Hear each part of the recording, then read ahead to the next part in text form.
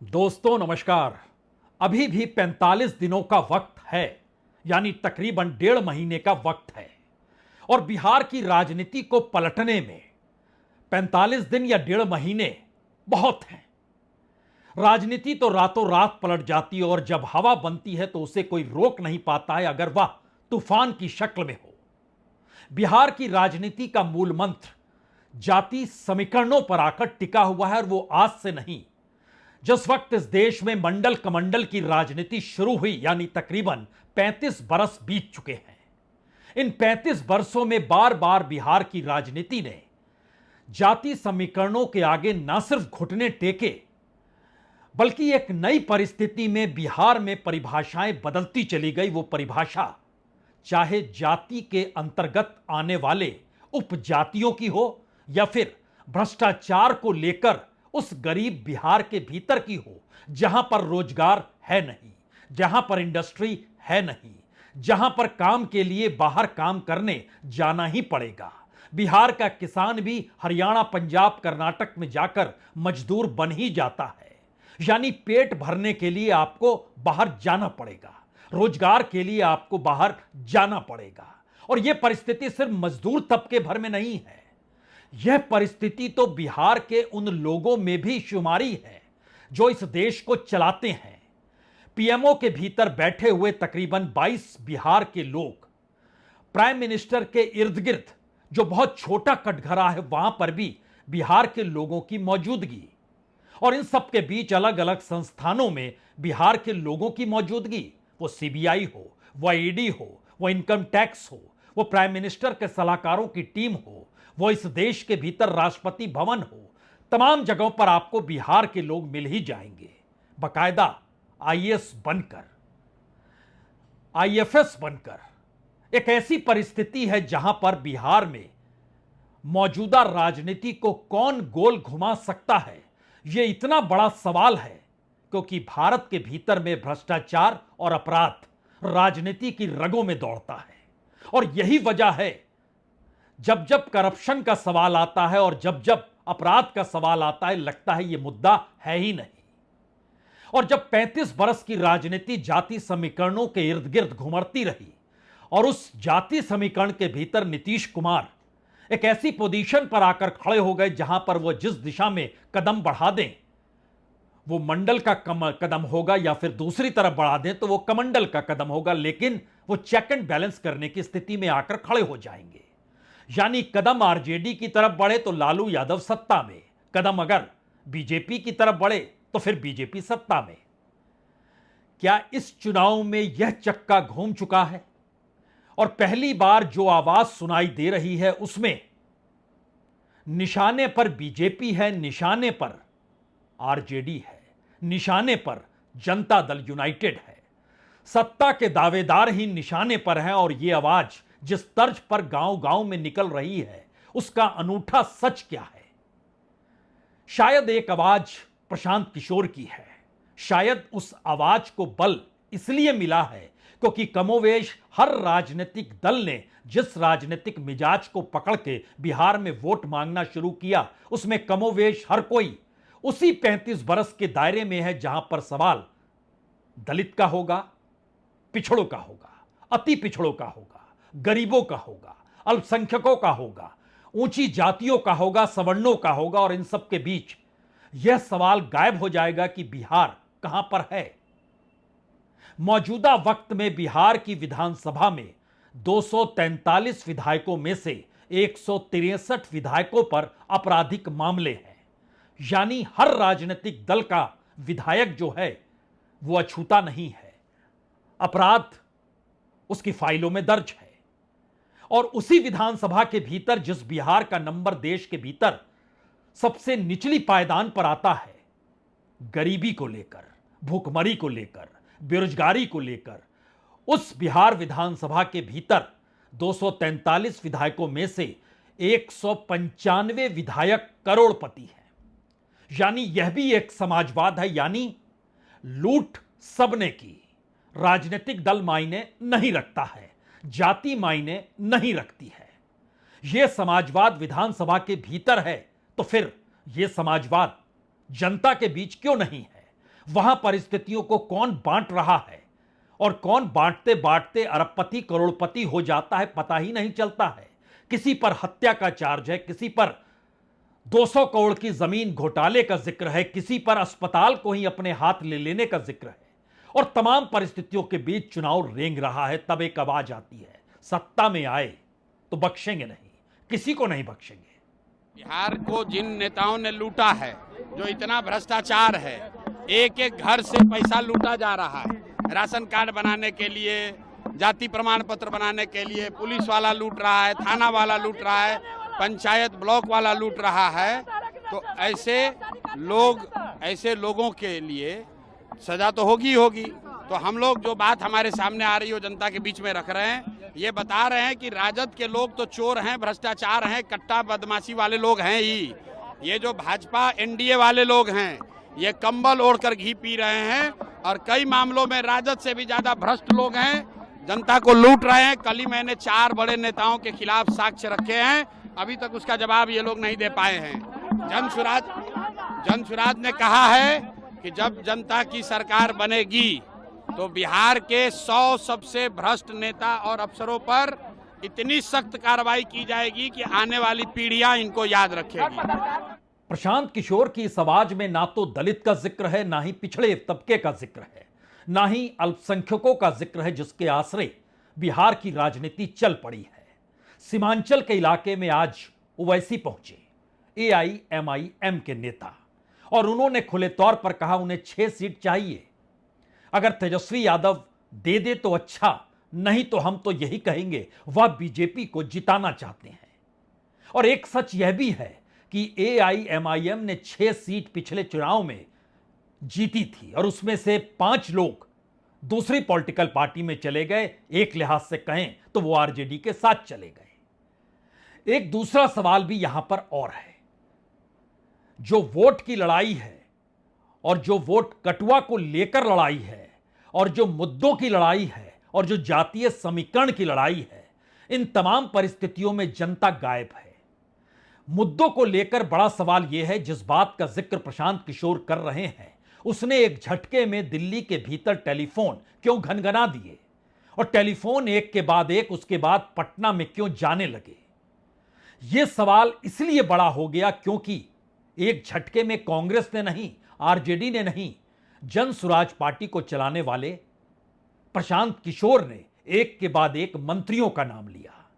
वो नीतीश कुमार के सबसे करीबी मंत्री अशोक चौधरी हों या फिर बीजेपी के सबसे कद्दावर नेता जिसकी पहचान इस वक्त बिहार में बीजेपी के सबसे अगुवाई करने वाले नेता के तौर पर डिप्टी सीएम सम्राट चौधरी को लेकर है। जब आरोपों की पोटली खोली गई तो उसके बाद कुछ भी नहीं बचा और बड़ा सवाल यह खड़ा हो गया, जिस तलखी के साथ प्रशांत किशोर आरोप लगा रहे हैं, उस तलखी के साथ जवाब देने की जरूरत सम्राट चौधरी को क्यों पड़ी। वो राज्य के डिप्टी सीएम है, इससे पहले कभी जवाब देते नहीं थे, लेकिन जवाब में भी वो जवाब छुपा था जो अपने आप में इस सवाल को पैदा कर रहा था, क्या वो वही स्थिति है जिस वक्त एक वक्त महाराष्ट्र के भीतर मौजूदा वक्त में डिप्टी सीएम को लेकर बकायदा प्रधानमंत्री और गृह मंत्री ने सबसे करप्ट व्यक्ति कहा था अजीत पवार को लेकर, लेकिन बाद में वह डिप्टी सीएम बन गए। यहां पर भी डिप्टी सीएम है, लेकिन आरोप प्रशांत किशोर उठा रहे, बीजेपी नहीं उठा रही है। बीजेपी के साथ है सम्राट चौधरी। यानी उस राजनीति और उस चेहरे को लेकर, उसकी साख को लेकर सवाल है। आरोप हत्या का है, जवाब सब कुछ तो सार्वजनिक है, छुपाना क्या, बताना क्या, बार बार बोलना क्या। यह एक ऐसे चुनाव की परिस्थिति है जो इससे पहले सिर्फ और सिर्फ जाति समीकरण को देखा करती थी। और ध्यान दीजिए, कांग्रेस भी उसी राह पर चल निकली।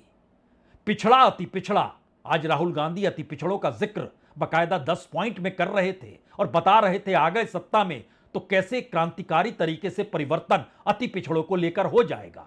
उससे पहले सीडब्ल्यूसी की बैठक में भी तमाम बातें कही गई, लेकिन उसमें भी पिछड़ा तबके को लेकर सवाल तो थे।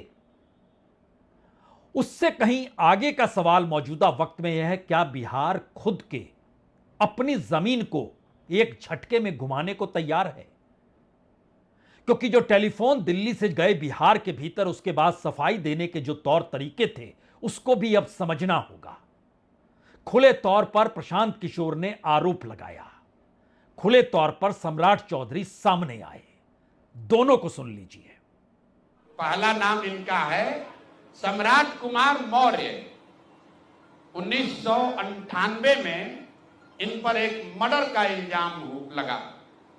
सदानंद सिंह जो वहां पर कांग्रेस के बड़े नेता थे और इनके परिवार के राजनीतिक विरोधी थे, उनको बम से मारकर उनकी हत्या कर दी गई, जिसमें लोग बताते हैं 6 लोगों की मृत्यु हुई। उस केस में आज के सम्राट चौधरी और तब के सम्राट कुमार मौर्य एक्यूज्ड थे, बजाप्ता जेल गए और 6 महीना के बाद जेल से निकले। नाबालिग होने के नाम पर इनको जेल से निकाला गया। देखिए, मैं कोई नई बात नहीं करता। मेरे ऊपर जो भी आरोप है वो सारे सार्वजनिक है। मैं बार बार कहता हूं कि मेरे चीजों को मैं तो सब दिन बोलते रहा हूं कि मेरे ऊपर जो भी मामले हैं वो सारे चीज रिकॉर्ड में स्थापित है। आप कह सकते हैं ये गजब की परिस्थितियां हैं, लेकिन बिहार की राजनीति दरअसल यहां पर रुक नहीं रही है। सवाल यह है कि प्रशांत किशोर बिहार की जमीन पर कर क्या रहे हैं, और वो जो कर रहे हैं क्या वो वाकई कुछ ऐसा है जो इससे पहले की राजनीति से बिल्कुल हटकर है, या फिर तमाम राजनीति में लोग इन परिस्थितियों से उकता चुके हैं और वो चाहते हैं कि नई राजनीतिक हवा बिहार में बहनी चाहिए। हड़कंप इसी बात को लेकर है क्या? क्योंकि बीजेपी के भीतर भी रूठे हुए लोगों की कतार लंबी है। न सिर्फ दिल्ली में, वो पटना में भी मौजूद हैं और बिहार की राजनीति में दखल भी कम से कम अपने इलाकों में तो देते हैं। और यहां पर नीतीश कुमार की जो साख सुशासन बाबू के तौर पर रही, उसमें उनके सबसे करीबी रहे अशोक चौधरी। इस दौर में अशोक चौधरी एक वक्त कांग्रेस में रहा करते थे, लेकिन फिर वह नीतीश के साथ चले गए, बेहद करीब हैं। कटघरे में वह भी खड़े नजर आए और सवाल यह भी उठा, अगर बीजेपी की साख पर हमला तो दूसरी तरफ नीतीश की साख पर भी हमला, और नीतीश आने वाले वक्त में उस चेक एंड बैलेंस से कैसे हट जाएं। बीजेपी क्या वाकई इसका प्रयास कर रही थी और अब उसे लगने लगा वह भी उसी मंच पर खड़ी है जिस मंच पर नीतीश खड़े हैं, तब वो क्या करेगी? लेकिन बावजूद इसके बिहार की राजनीति उथल पुथल के बीच 3 नजरों को समझना होगा। चिराग पासवान लगातार रूठे रहते हैं नीतीश कुमार से, उनके गवर्नेंस के तौर तरीकों से, लेकिन बावजूद इसके वो दिल्ली की सत्ता के हनुमान हैं, तो विचारधारा गायब है। या इस दौर में विचारधारा साथ लेकर चलें तो शायद अकेले लड़ना पड़ेगा, और अकेले लड़ने का मतलब मुश्किल हालात, एक भी सीट जीत पाए या ना जीत पाए, स्थितियां नाजुक हो जाएगी। फिर संगठन कैसे बनेगा, राजनीति कैसे सदेगी, सत्ता कैसे मिलेगी? दूसरी परिस्थिति आरजेडी के साथ है। कांग्रेस का संगठन नहीं, कांग्रेस की विचारधारा जिस रास्ते चल निकली है उस धारा को बाखूबी इससे पहले आरजेडी ने ही अपनाया, और अब मुश्किल हालात उसके सामने ये हो चले हैं कि राहुल गांधी का कद उस राजनीति से बड़ा हो गया, या राहुल गांधी की राजनीति उस चुनावी राजनीति से बड़ी हो गई जहां पर सत्ता मायने रखती नहीं है। तो आरजेडी को तो सत्ता चाहिए, अन्यथा इस बार हार के बाद संगठन कैसे बचेगा सिवाय जातीय समीकरण से हटकर? यानी जातीय समीकरण के लोग तो अपने साथ रहेंगे, फिर कैसी चीजें चलेंगी? और तीसरी परिस्थिति इन सब के बीच ना कुछ पाना ना गंवाने की परिस्थिति में क्या वाकई प्रशांत किशोर आकर खड़े हैं? लेकिन प्रशांत किशोर के पीछे कौन सी ताकत है? असल खेल इसका भी है। क्या वाकई प्रशांत किशोर बिहार की राजनीति में बीते 2 बरस से जो कवायद कर रहे हैं वो सब कुछ क्या मुफ्त में है, या उसके पीछे एक बड़ी पूंजी है? क्योंकि राजनीति करने के लिए जो साधन संसाधन चाहिए वो कोई छोटी बात नहीं है। और खुले तौर पर जब ये सवाल उठने लगे हैं कि वो एटीएम तक बांटने लग गए, और वीडियो में जो कुछ चीजें कैद हुई उसमें कहा गया कि यह एटीएम बांटा जा रहा है। अगर जीत गए प्रशांत किशोर तो 20,000 रुपए हर महीने आपके अकाउंट में होंगे और आप इस एटीएम से निकाल पाएंगे। यह अलग मसला है कि इन सबके बीच प्रधानमंत्री भी नोट बांटने बिहार जाने वाले हैं नवरात्रि के मौके पर। वहां पर जाकर हर महिला को 10,000 रुपए देने का ऐलान हो चुका है। कांग्रेस ने भी कहा है हम सत्ता में आएंगे, लेकिन वादे और कार्ड की शक्ल में एटीएम, बिहार की राजनीतिक जमीन पर यह नजारा भी बिल्कुल नया नवेला है। देखिए जॉन सूरज का 20-20 रुपया लेकर एटीएम दिया जा रहा है। एटीएम से क्या फायदा है भाई साहब? घर कहाँ है आपका? हेलो, नोनिया मोहतो टोला। मुड़िया उठाओ ना। क्या फायदा भाई एटीएम से? जॉन सूरज के सरकार बनेगा तो रुपया मिलेगा। कहता ना 20,000 के महीना। अच्छा, ना बनी तो वोट दीजिएगा तो जरूर बनेगा।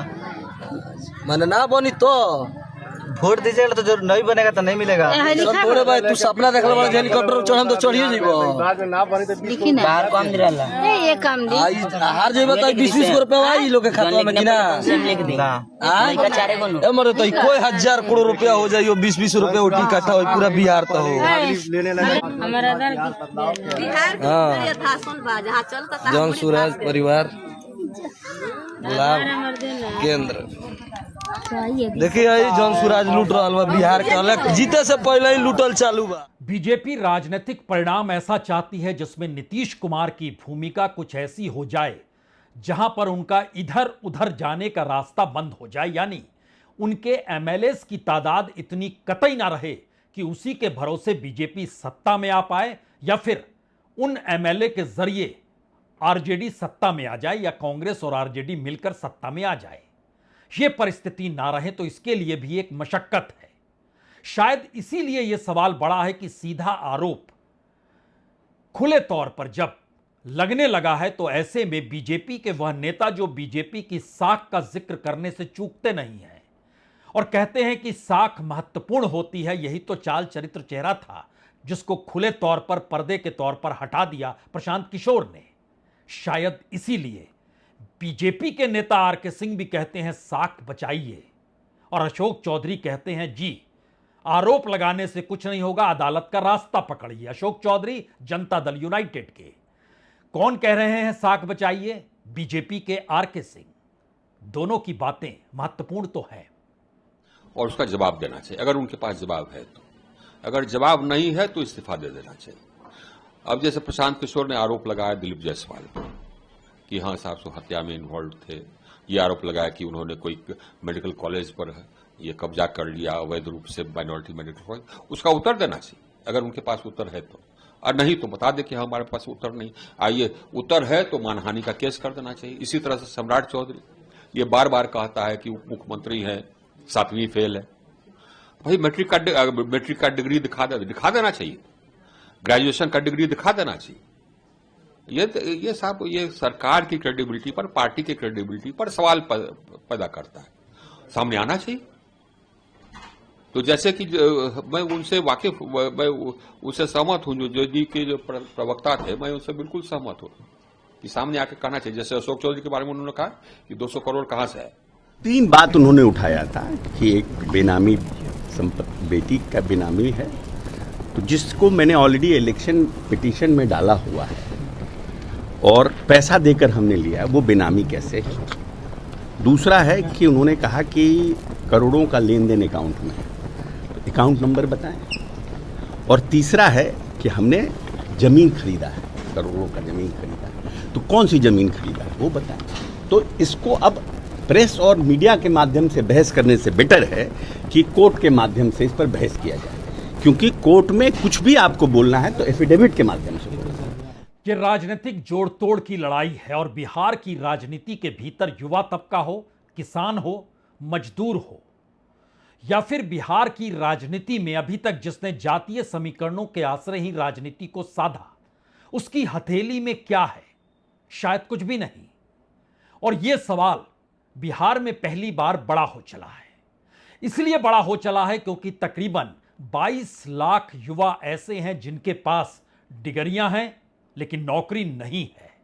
इस 22 लाख से हटकर तकरीबन 80 लाख के लगभग युवा ऐसे हैं जो बार बार परीक्षा के लिए दरवाजे पर पहुंचते हैं, लेकिन कभी पेपर लीक हो जाता है, कभी इंटरव्यू नहीं होता है, कभी लिखित परीक्षा रद्द हो जाती है और कुल मिला के हथेली खाली रहती है।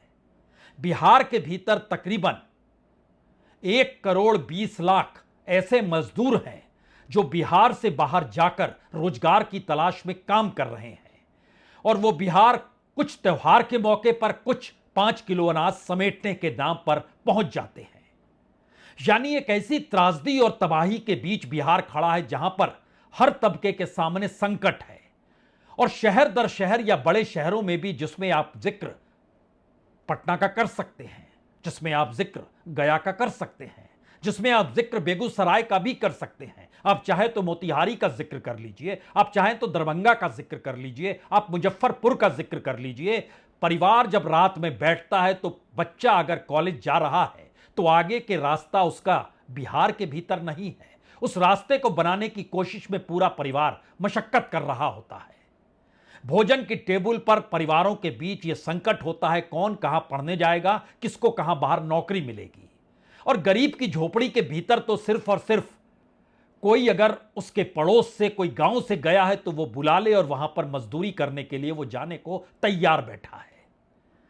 तो इस पूरी प्रक्रिया के भीतर राजनीतिक दलों की भागीदारी बिहार के लोगों के बीच है ही कहां, कोई संवाद है ही कहां।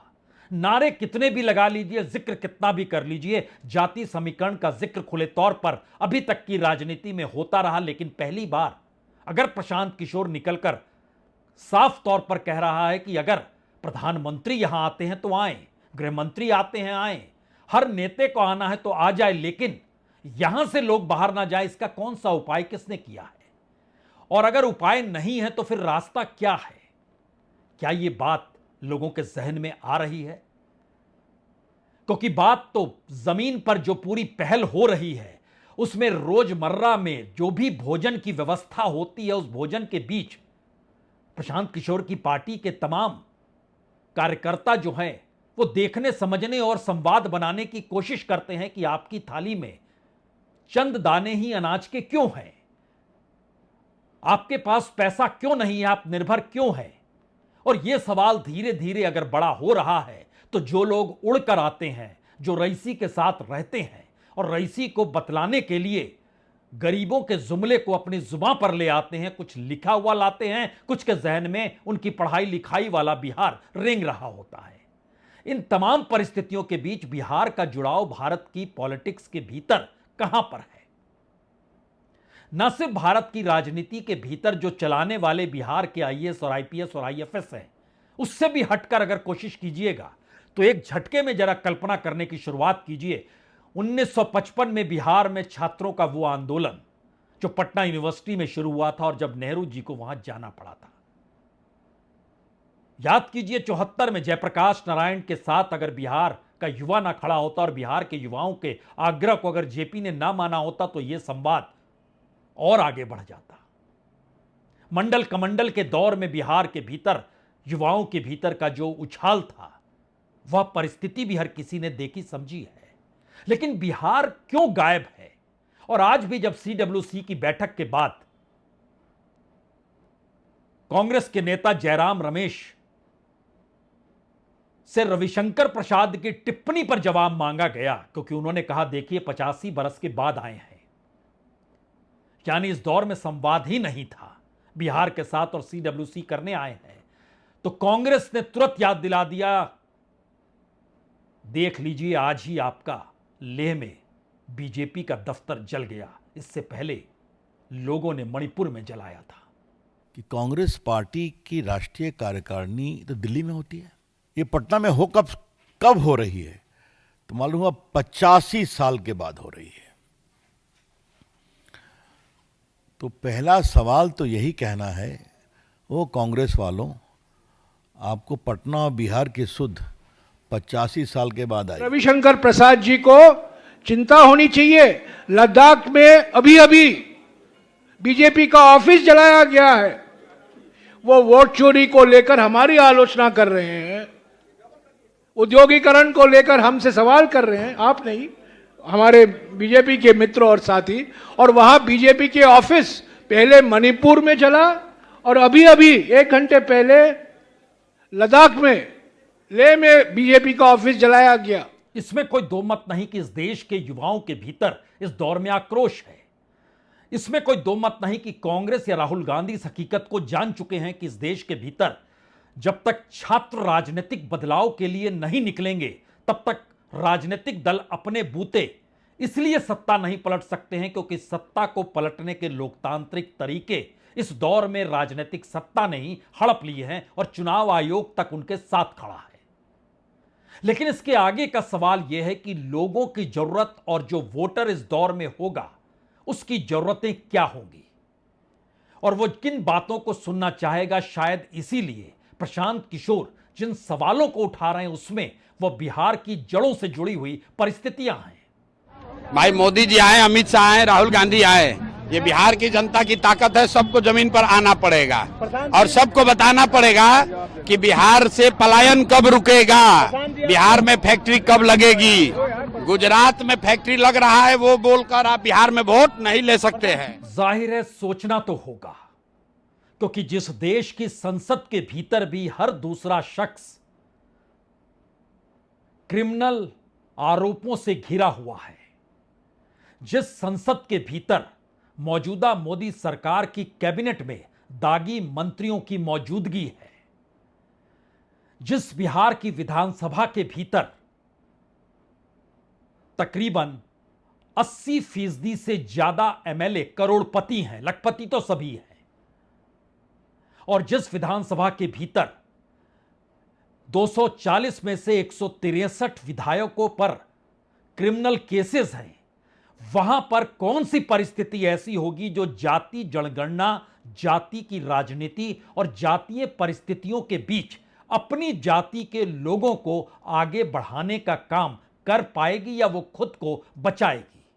क्योंकि विधानसभा के भीतर का समाजवाद राज्य का समाजवाद नहीं है और यह एक ऐसी परिस्थिति है जिसमें बड़ा सवाल पहली बार यह भी है कि दरअसल बीते 35 वर्षों से बिहार की राजनीति जाति समीकरणों के आश्रय इसीलिए बंधी हुई है क्योंकि उसे पता है दलितों की बात उनका अपना दलित नेता ही समझ पाएगा और दलित नेता अगर सत्ता में होगा और वह मंत्री बन जाएगा या मुख्यमंत्री बन जाएगा तो दलितों पर कोई उत्पीड़न नहीं होगा, यानी बेसिक राइट्स की लड़ाई है। यही परिस्थिति माइनॉरिटीज के साथ है कि उनका कौन सा नेता है जो उनको बचाव के लिए आगे आकर खड़ा हो जाए, उस नेता को वो सामने लाकर खड़ा कर दें और कहें कि देखिए हमारे साथ उत्पीड़न हो रहा है। पिछड़ों के भीतर भी क्या यही सवाल है और अति पिछड़ों में तो यह सवाल रहा है। पिछड़ों के भीतर भी कुछ दबंग जातियां भी रही हैं और हैं भी, लेकिन यह तमाम परिस्थितियां बतलाती है कि जाति से निकला हुआ नेता अपनी जाति को लेकर हित साधेगा। यही उम्मीद और यही भरोसा एक ऐसी परिस्थितियों को बदल रहा है जिसमें सवाल राज्य का नहीं है, जिसमें राज्य के भीतर अलग अलग समुदायों का सवाल है। उस समुदायों के भीतर के जो मुश्किल हालात हैं वो भी बिल्कुल अलग अलग हैं। वो आईएएस हो या आईपीएस हो, वो दिहाड़ी मजदूरी कर रहा हो या फिर वह प्रवासी मजदूर के तौर पर काम कर रहा हो, उसकी अपनी खेती यहां पर हो या पंजाब में वो जाके मजदूरी करता हो, बिहार के भीतर आप ये कह नहीं सकते हैं कि वो इस जाति का है इसलिए वो गरीब नहीं है। आप यह भी नहीं कह सकते हैं कि वो इस जाति का है इसीलिए विधानसभा में बैठकर वो रईस है, बिल्कुल नहीं। यानी एक नई परिस्थिति बिहार में उस दौर में आकर सामने खड़ी हो चली है जहां पर तय किसी तीसरे को नहीं करना है, बिहार के लोगों को ही करना है। और शायद ये उम्मीद और ये आस प्रशांत किशोर को है, ये उम्मीद और ये आस आप कह सकते हैं बीजेपी को हो, तभी तो उसने टेलीफोन किया और टेलीफोन के जरिए सफाई देने के लिए बीजेपी के नेता और जनता दल यूनाइटेड के नेता भी सामने आ गए। इन परिस्थितियों में पारंपरिक राजनीति की तलाश करते हुए आरजेडी की पूरी राजनीति और कांग्रेस का इस दौर में बिहार के पुराने समीकरणों के आश्रय चीजों को साधने की कोशिश, यह भी एक सवाल है जो पूरे बिहार के भीतर किसे अलग थलग खड़ा कर रही है और क्या उस राजनीति को वह अपने राज्य में पनाह देने को तैयार है या नहीं है। फैसला तो इसी का होना है। बहुत बहुत शुक्रिया, बहुत बहुत शुक्रिया।